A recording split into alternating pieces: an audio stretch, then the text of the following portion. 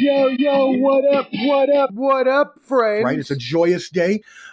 We celebrate Juneteenth, which is the recognition of the emancipation, of slavery. Now, originally, the Proclamation of Independence was in 1863, but the last people in Texas were not free till 1865 on June 19th, which is why this is such a big and important day and holiday in our history and should be recognized as such.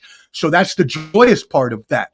Obviously recognizing all of our brothers and sisters out there that, them or their families struggled through any sorts of disgusting racism. And one of those people was Willie Mays.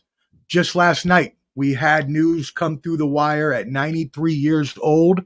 Willie Mays, considered to be the greatest baseball player of all time by a lot of people, including myself, passed away peacefully. He lived a long life, 93, but we must celebrate him because of not only the impact that he had. Yeah, he wasn't the first player to break the color barrier like Jackie Robinson, but he was the best player that eventually came along after that color barrier was broken. Willie Mays played with the San Francisco Giants for 21 or 23 years, and also with my New York Mets. He batted 300 with 660 home runs, over 32, almost 3,300 hits, and had 2 National League MVP awards. Now, that's kind of bullshit, because if you look back, analytics say that he could have easily, he was the best player for 9 seasons, at least in his National League career. So he should have won probably a lot more MVPs than that. But either way, he was a huge figure in the baseball world. And with them having the celebration of the Negro Leagues tomorrow with their game at Rickwood Field, where nicely enough, Willie Mays actually played when he was in the Negro Leagues. That game is going to be tomorrow. We celebrate his life. So start with that. Mel, you have any thoughts on any of that? Everything you said was spot on, man, and necessary to say, man. He was a great baseball player. I'm not sure. Was he the godfather or the uncle of Barry Bonds? What was his relation to Barry Bonds? That's right. Yeah, he was the godfather of Barry Bonds. Yep.